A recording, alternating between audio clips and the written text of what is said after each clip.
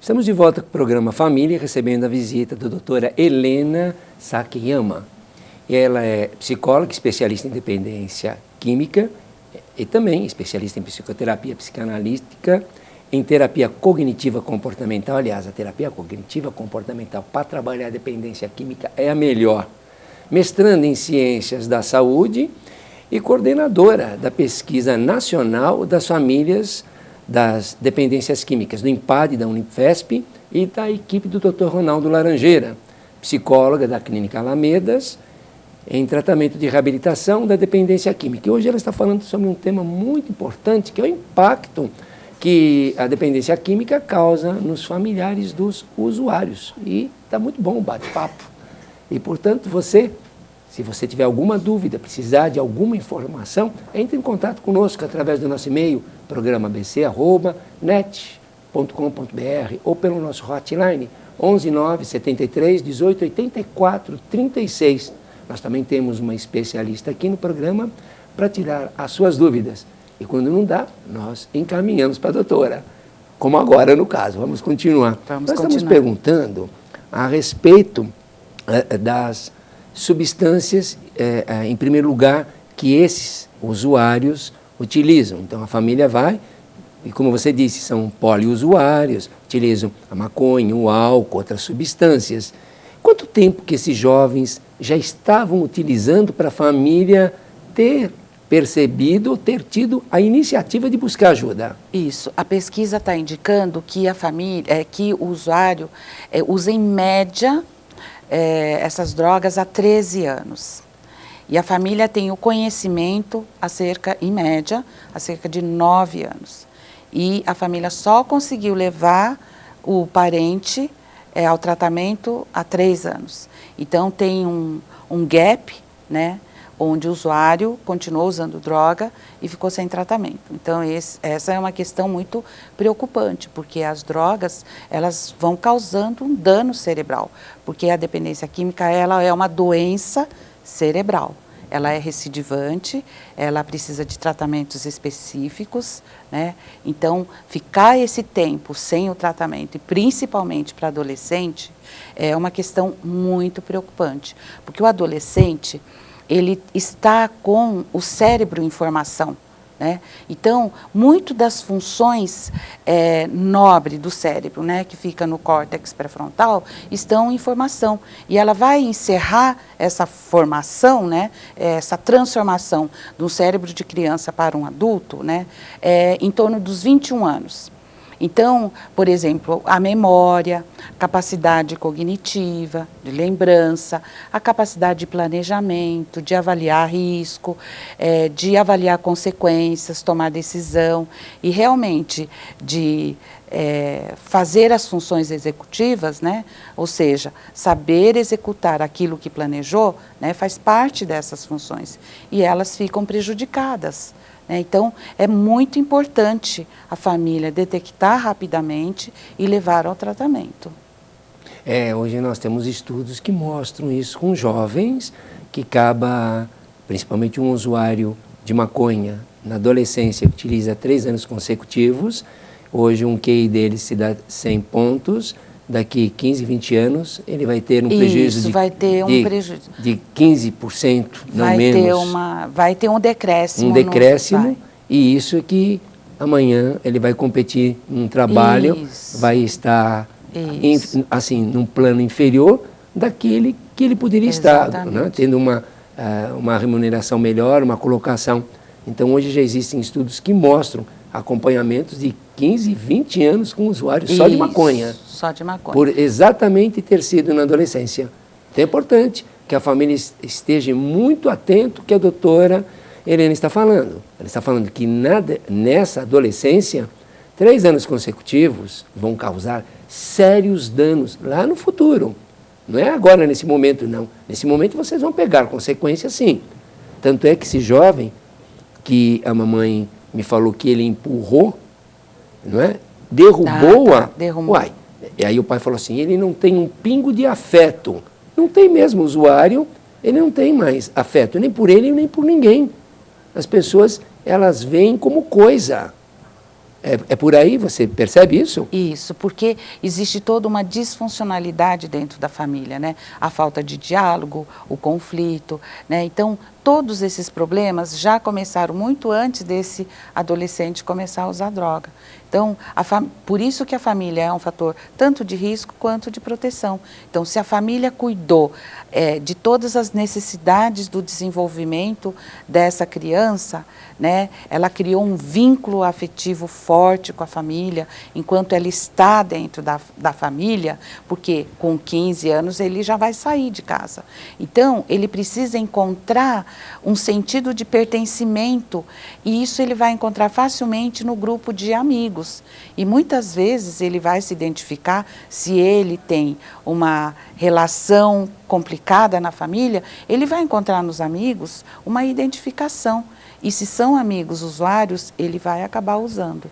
Então, é muito importante, né, o vínculo familiar quando a criança é menor, quando a voz do pai, né, quando a autoridade paterna é muito forte. Então, é necessário estabelecer esta relação, né, de vínculo afetivo, de comunicação, de compreender as necessidades emocionais do desenvolvimento dessa criança. Sem dúvida. Então, diante da sua pesquisa, e que vocês perceberam que a procura se dá por volta, são muitos anos. São muitos anos. É um espaço muito grande. Isso. Então, eu entendo assim, porque eu tenho um grande número de pais com filhos de 14, 15 anos que estão usando maconha. Então, muitos não vão levar em conta para lá na frente, lá pelos 20 anos procurar.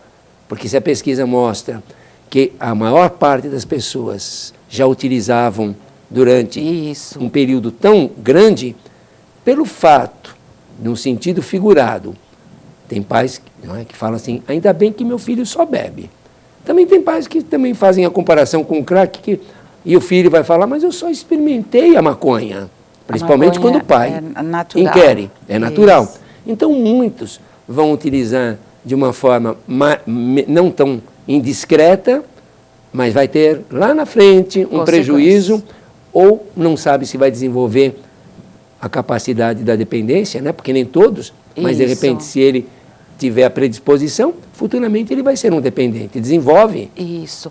Então, essa permissividade ao uso de qualquer substância, né? Seja álcool ou na família tem alguém que usa outras drogas, então essa permissividade... Nesse momento, ele é um fator de risco muito grande. Muito grande. Então, o pai, ele não pode dizer, não, isso daí é só coisa de adolescente, porque se ele usou na adolescência dele e nada aconteceu, isso pode não acontecer com o filho dele. Até porque a maconha utilizada lá nos anos 60, 70, é uma maconha mais fraca. Sem dúvida.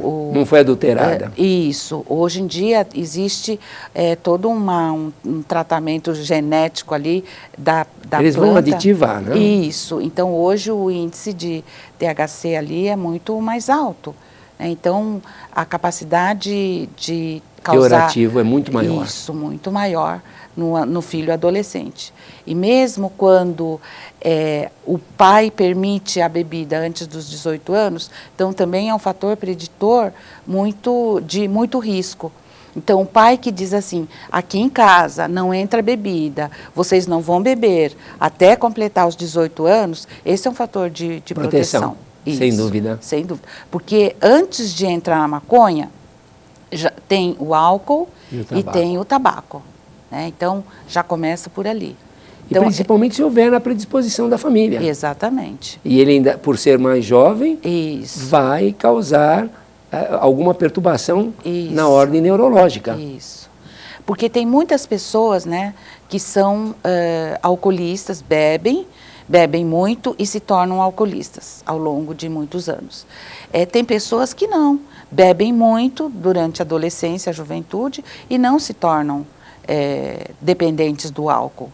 Assim como tem muitos jovens que usam maconha e vão dali 10 anos, pararam, continuam com a vida, está tudo certo. Mas tem um tanto, né, de jovens que eles vão ressentir, né, desse uso e vai ter prejuízos. Então, nós não sabemos quem é que vai ter essa predisposição. Desenvolver essa disposição. Isso, não sabemos. Muito embora, também em alguns estudos é sabido que essas pessoas que têm uma tolerância de eliminar o álcool rapidamente, muitas dessas pessoas trazem no seu DNA, na sua genética, uma predisposição de metabolização mais rápida por ter a enzima que acaba, né, a famosa acetaldeído, acaba evaporando muito rápido e não leva em conta. Então elas bebem bastante e são futuros candidatos a desenvolverem a dependência. São mesmo. Não são? São mesmo. Porque às vezes tem gente que fala assim, nesse momento, pega só a sua palhinha e fala, ah, mas que bom, tá vendo, pai? Ela está dizendo, a doutora Helena está dizendo que a gente pode beber, você me pega no pé, mas a gente nunca sabe. Nunca sabemos. Mas essas pessoas que se levam a sério, que estão bebendo hoje com uma tolerância maior, são futuras candidatas para desenvolverem a dependência. São mesmo. Porque é um caminho. É um caminho. E como a gente sabe que é fisiológica, em primeiro lugar, biopsíquica e social, começando pelo físico, a alergia, já dizia, né? O famoso Dr.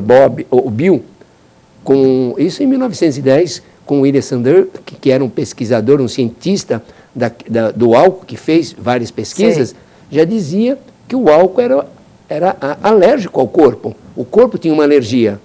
Caía o álcool, o sujeito não conseguia deter a compulsão.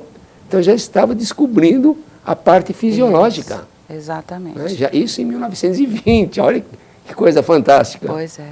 E agora já é científico a coisa. Hoje já é comprovado. E esses jovens que as famílias tenham dentro dessas comunidades que vocês pesquisaram, muitas delas têm os filhos internados, já foram internados. Qual o perfil? Ou essas pessoas que venham para os grupos de mútua ajuda, como Naranão, Alanão, a Pastoral, a Bola de Neve, até mesmo em igrejas, não sei até onde, essas famílias levam já no primeiro momento para esses locais que são grupos de mútua ajuda, ou antes também tem um caminho, um processo para se chegar aí? Na pesquisa anterior, o primeiro lugar que elas iam buscar ajuda eram nas igrejas, eram com famílias, e também iam buscar ajuda em grupos de ajuda mútua, né? Então, é esse mais ou menos o caminho. Então, elas não vão imediatamente buscar ajuda, né, numa instituição de tratamento. Elas vão mais buscar ajuda, em primeiro lugar, nos grupos de ajuda, nas igrejas, e aí depois, talvez com orientação, aí elas começam a procurar outro tipo de tratamento. Mas, no entanto, elas também dizem que a ajuda mais eficiente foi a internação, né? Então, essas famílias internaram 2 vezes alguma coisa mais. Em média. Em média. Né? Então, esses parentes foram internados mais de 2 vezes, né? E metade delas estavam internados. E alguns não estavam internados. Metade delas? A metade delas é grande, então, estavam internados. Porque nós somos em comunidades terapêuticas, onde as famílias fazem as visitas todo final de mês, todo segundo mês, todo segundo domingo, né? Sim. Então, nós somos em comunidades terapêuticas, em instituições psiquiátricas, né? E também fomos nos grupos de ajuda como a NA e Amor Exigente. Então, alguém estava internado. Cara, é muito grande o percentual das internações. Isso. E essas internações, como você disse, geralmente em torno, não de uma única, mas já de algumas internações. De algumas ao longo de alguns anos. Isso. E essas famílias, o impacto financeiro é muito grande, porque a grande maioria das famílias, elas mesmas pagaram os custos da internação. Só 9% tiveram a internação paga por algum convênio, pelo SUS, né? Então, é um impacto na família muito grande. Econômico. Econômico. Né? Fora o impacto pessoal, o impacto social. Emocional, né? Econômico. Isso. Então, esse é um impacto devastador. Então, existe uma pesquisa inglesa que diz que uma família que tem um ente querido dependente, tem emocionalmente o mesmo estado emocional de famílias, de famílias que têm um doente terminal em casa. Caramba! Então, o impacto, né, a devastação emocional é semelhante. No momento em que fica sabendo? Não. Na experiência que a família tem, né, no dia a dia. No dia a dia? No dia a antes dia do tratamento? Isso, antes do tratamento. No dia a dia... O sofrimento é muito grande. É muito grande. Então, é semelhante ao sofrimento de famílias que têm alguém em estado terminal. Eu acredito que é mais. Eu vou te falar por quê. Vamos ver se você concorda. Se você tem alguém que está em estado terminal, você coloca, em primeiro lugar, vamos dizer, você tem um parente com câncer, mas você sabe onde ele está. Isso. E você pode fazer um orçamento de quanto pagar. Isso. E com o médico com quem ou com os quais você procura. Isso. Com o seu adicto, não. Não. Você não nunca sabe se ele aceita, não aceita, onde ele está, ele some. Isso. Você não sabe como lidar, porque você busca recursos, como você disse, na igreja, com amigos, com pessoas que não conhecem nada. Então, assim, em estado de ansiedade, de angústia, de tensão, depressão, tensão, é muito maior. E de preocupação, né? E de sempre num estado de hipervigilância, né? Então, se sentindo culpado. Se sentindo culpado, envergonhado. Com culpa. Então, tudo isso, né? É um peso maior. É um peso, se nós formos contar dessa forma, é um peso maior mesmo. Não é? Porque quando se fala que é parecido, porque eu costumo dizer que eu não conheço doença mais complexa do que a adicção. Isso. Porque a partir do momento que ela está no âmbito social, que existem gatilhos para todo lado, ela está de cunho de uma desordem emocional, de uma imaturidade, como você mesmo colocou. O utiliza numa idade de adolescente, então tem um prejuízo cognitivo. Grande já. Prejuízo intelectual. Então ele é imaturo. Então ele tem uma dificuldade diante de resolução de problemas. Muito bem. Então ele não tem um ego adulto em situações do dia a dia. Isso. Um emocional prejudicado. Assim, ética e moral, em sentido, no sinônimo de espiritualidade, da honestidade, boa humildade, não existe, porque tudo gira em torno dele. E fisicamente já se instalou a necessidade da abstinência, que ele não consegue ficar tantas horas sem, que é uma coisa assim automática. Porque aí gera a compulsão, a impulsividade, né? Então, tem doença mais complexa que isso? Não. Eu não conheço. E para tratar também é muito complexo, né? Porque você precisa levar em consideração a idade, né? O padrão que ele usa, as comorbidades psiquiátricas que vêm junto com isso é muito importante. Os transtornos. E o que você encontrou de comorbidades? Então, na pesquisa anterior, famílias já citavam esquizofrenia. Né? Esquizofrenia e depressão. Nessa daqui ainda estamos avaliando estatisticamente. Essa parte ainda não foi avaliada. Né? Mas na passada as famílias já citavam esquizofrenia. Esquizofrenia. Caramba, eu pensei que fosse bem... E TDAH também. O TDAH é mais convencional. É mais comum, né? É porque, assim, geralmente, quando a gente... você também... Quando você fez especialização em dependência química, a gente vê que o TDAH, depressão, ansiedade, elas personalidade... estão muito associadas. Não é? E aí, mas a esquizofrenia não aparece assim. É quando a pessoa usa bastante, muita droga durante muito tempo, então o cérebro já não funciona, né, adequadamente.